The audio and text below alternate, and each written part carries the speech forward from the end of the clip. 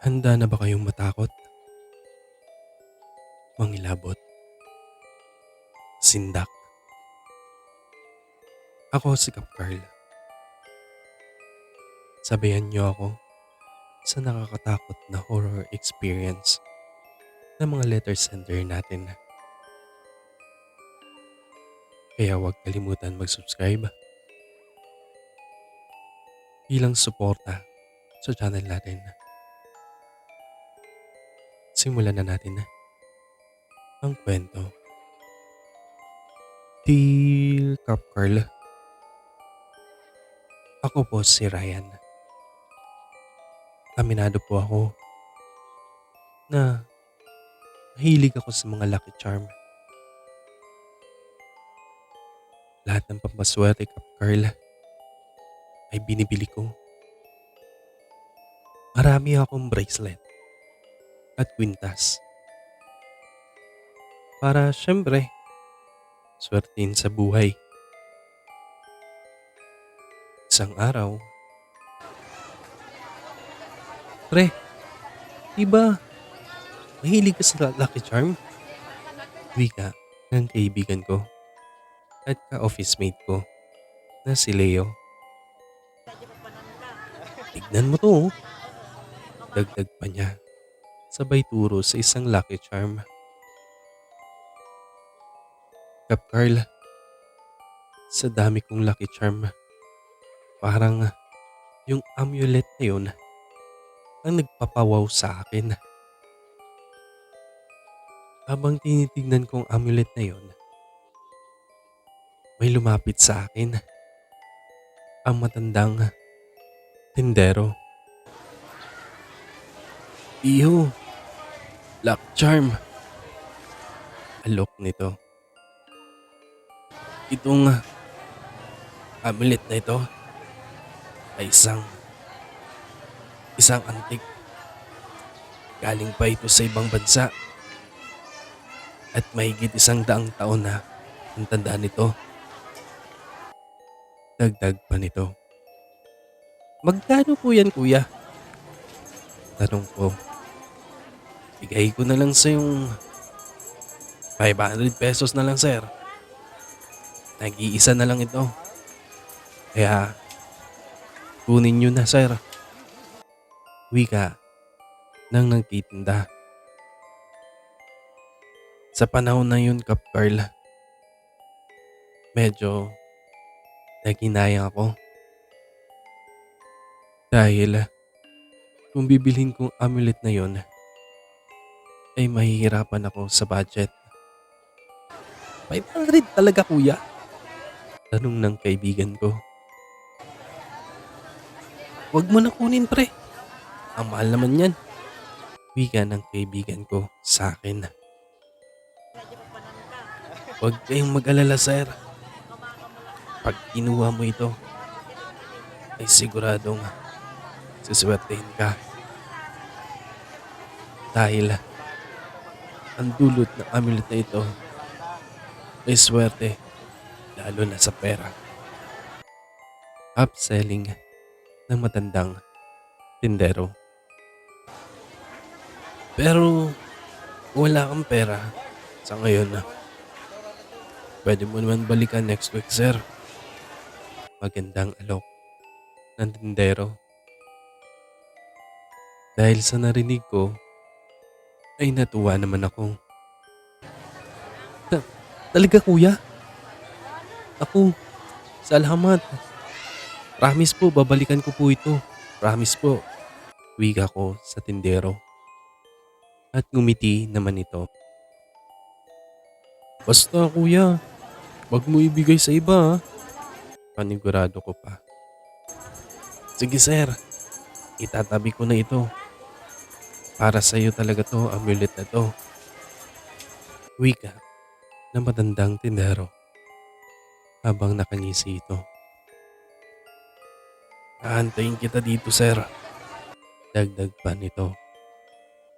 Habang pauwi na kami, pre, di mo pa napansin na matandang tindero? Tanong ng kaibigan ko. Ha? Bakit? Anong meron? Tanong ko. Dahil sa totoo lang Kap Carl, wala na ako napansin pang iba bukod sa napakagandang amulet na yon. Iba kasing ngisi ng matandang tindero nung sinabi mong babalikan mo yung amulet eh. Wika ng kaibigan ko. Sa bagay, dun ka nakatuon sa amulet na yun eh. Dagdag pa nito. Lumipas ang isang linggo habang pa-out na sa office.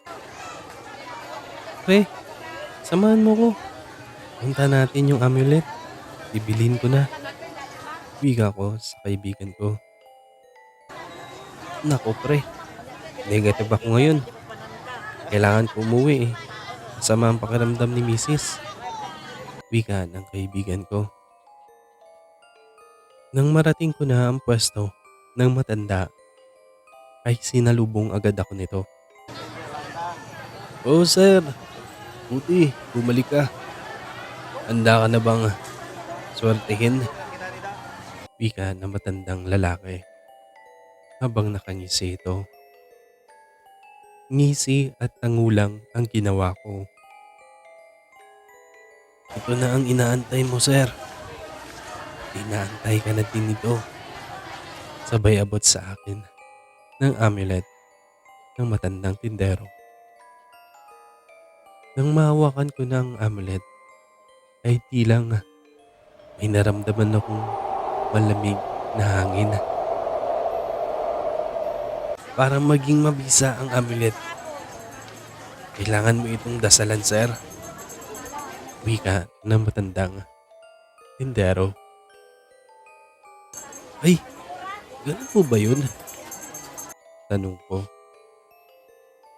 Oo sir, para maging mabisa ang amulet. 3 beses mo lang naman siyang babanggitin ang dasal. Dagdag pa nito. Sige kuya, kukunin ko na po ito. Wika ko. Hanggang sa inabot na ng matandang tindero ang isang papel na nilalaman ng dasal para sa amulet. Kap Carl, habang nasa LRT ako, pauwi, may tumawag sa akin. Ryan.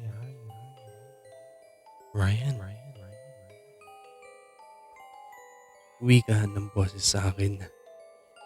At nagpalingon-lingon ako Kap Carl. Hinanap ko kung sino tumatawag sa akin.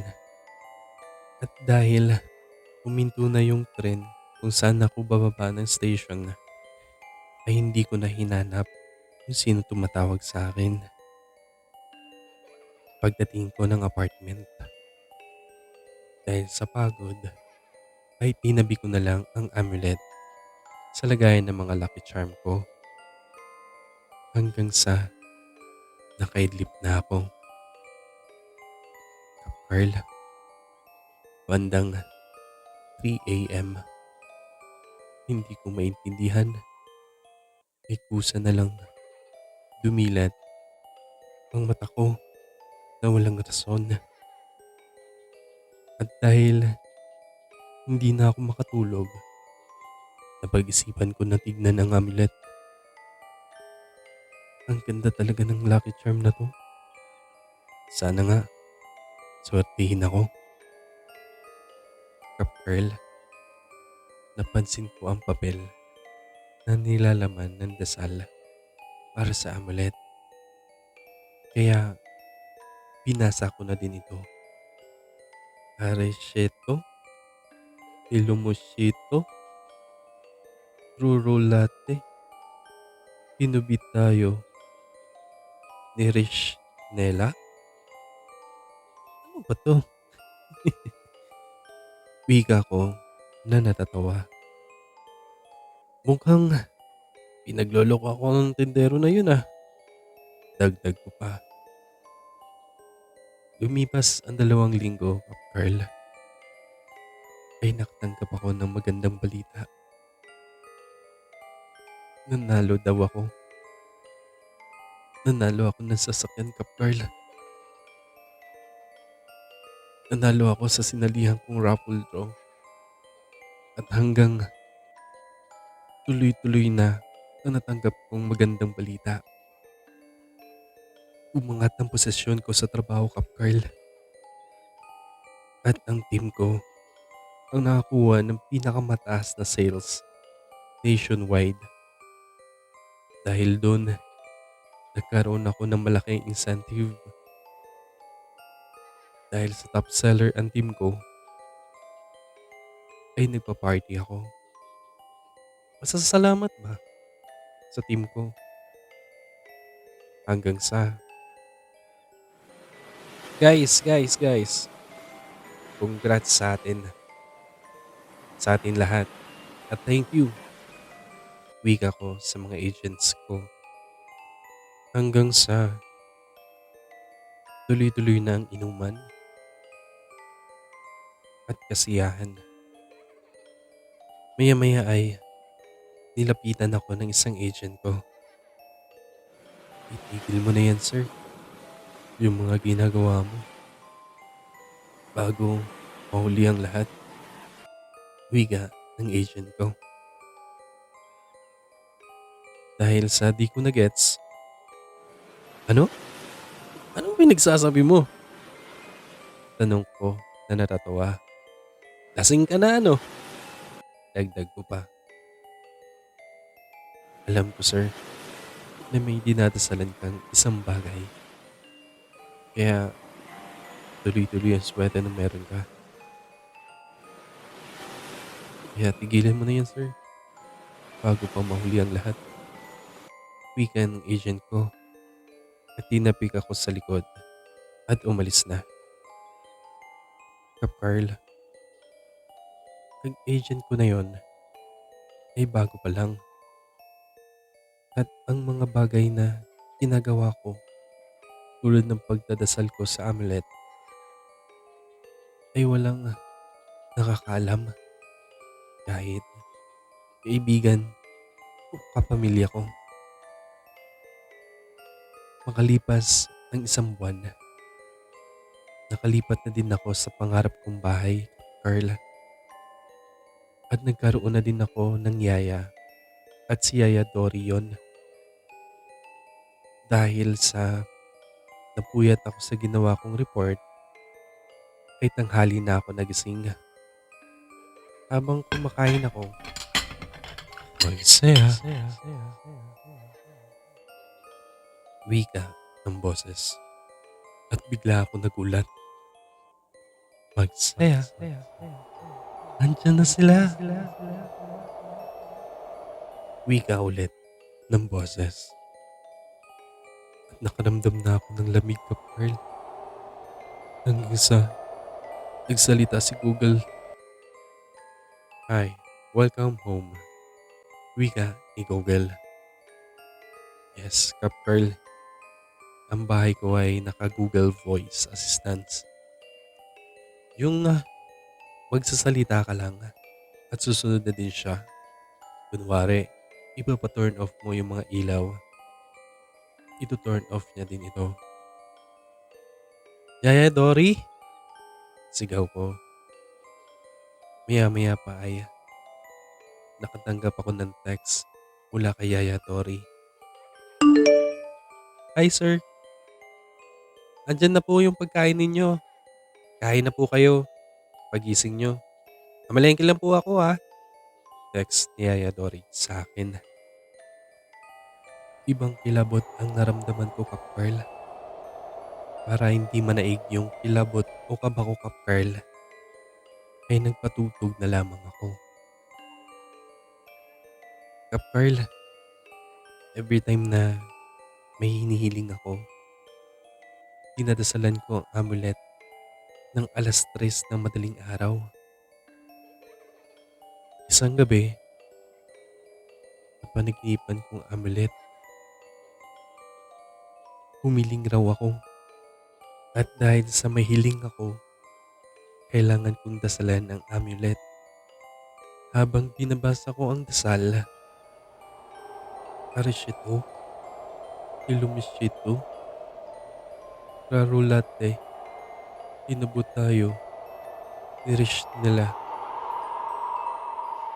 ng pangatlong beses ko nang banggitin ay Harishitu, Hilibushitu, Rarulati, hinubutayo, iris nila.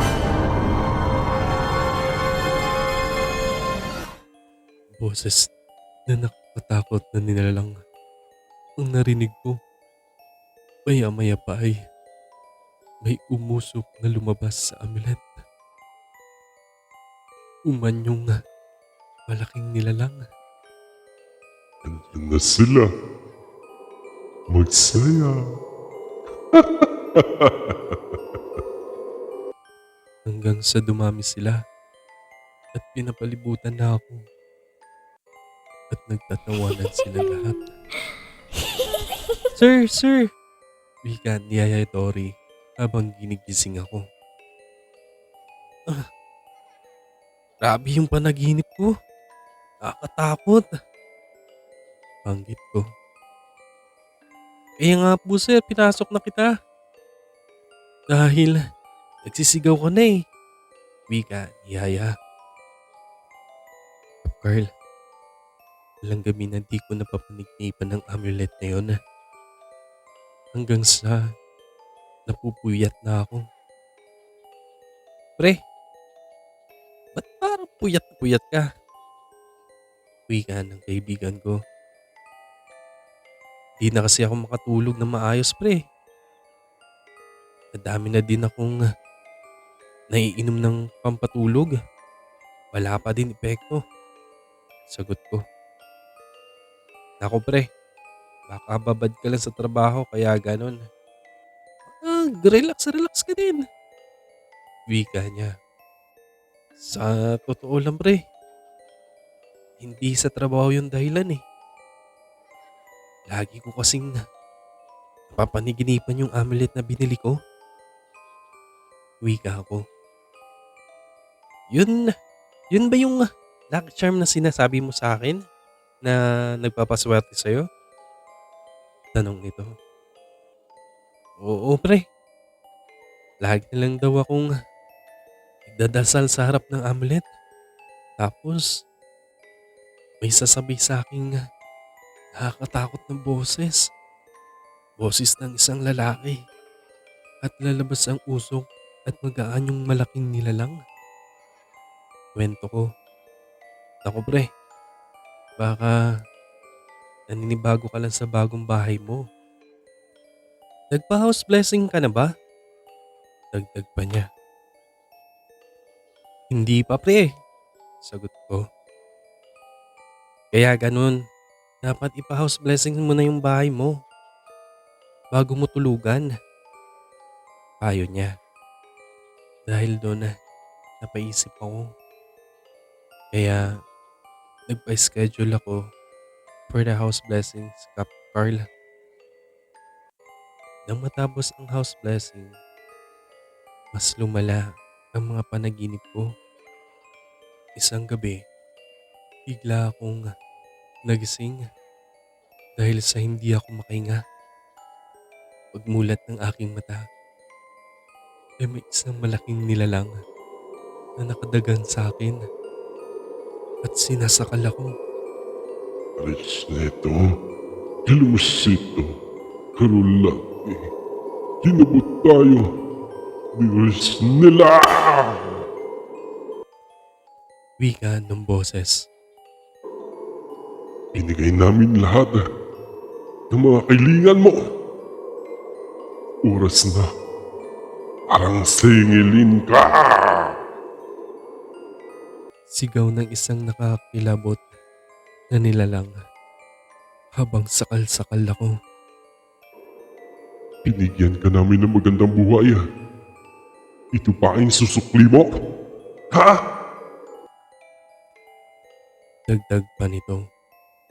Habang sinasakal ako, ay mga iba pang nilalang na nakapalibot sa akin sa higaan ko.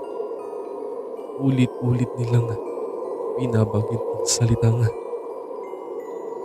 Arish nito, Ilumom shit Tralilatay. Hinubuti.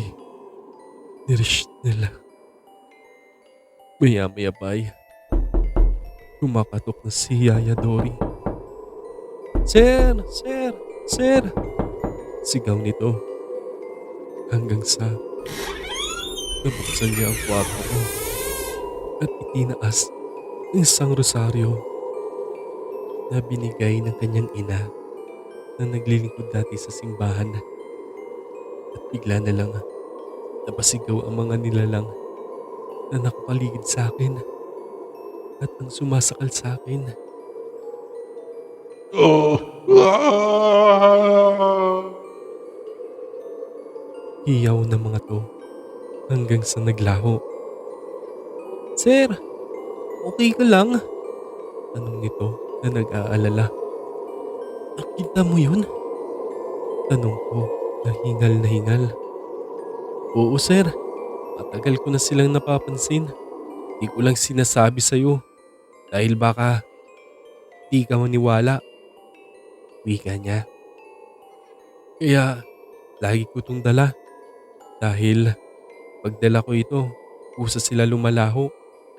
Wika niya at pinakita niya sa akin ang rosaryong dala-dala nito. Bakit kaya? Bakit nangyayari ito? Bakit? Anong kailangan nila sa akin? Wika ko. Dahil ba ito sa amulet na binili ko? Dagdag ko pa. Isa lang makakasagot niyan, sir. Si Father Sam. Ang kababata ni nanay. Kailangan natin dalhin yung amulet. Wika nito. At dali-dali kaming lumabas sa bahay. Dala-dala ko ang amulet na binili ko. Habang nasa labas na kami ng bahay, may mga nagwawala sa loob ng bahay, Kapkar. Nagbabasagan ang mga gamit. Hayaan mo na sir. Kailangan natin pumunta kay Father. Wika ni Yaya Dory. Nang papasok na kami ng simbahan, Kapkarl. Ah! Sigaw ko at nabitawan ko ang amulet na dala ko. Bakit sir? Tanong ni Yaya Dory sa akin. Biglang uminit yung amulet niya. Sagot ko. Ako na pupunta kay Father sir. Wika ni Yaya Dory. At umungulang ako. Habang hinahantay ko sina Yaya at sina Father Sam, ay agad akong sinunggaban ng nakakatakot na nilalang. Sinakalak mo nito pataas. Hindi mo kami matatakasan, Ryan. Wika ng nakakatakot na nilalang. Nakipag-ugnayan ka na sa amin, di ba?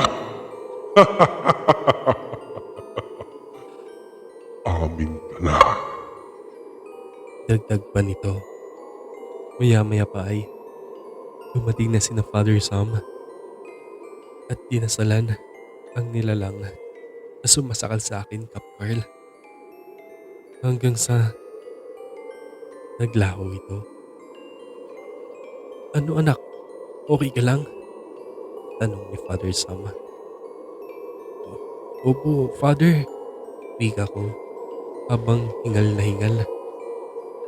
Habang nasa loob na kami ng simbahan, binasbasan ni Father ang amulet na dala-dala ko at inilagay sa isang baol na binasbasan at dinasalan ako ni Father Sam, Carl, at sinabihan na magkumpisal sa ibang simbahan at bumalik sa kanya hanggang sa regular na ako nagsisimba, Cap Carl.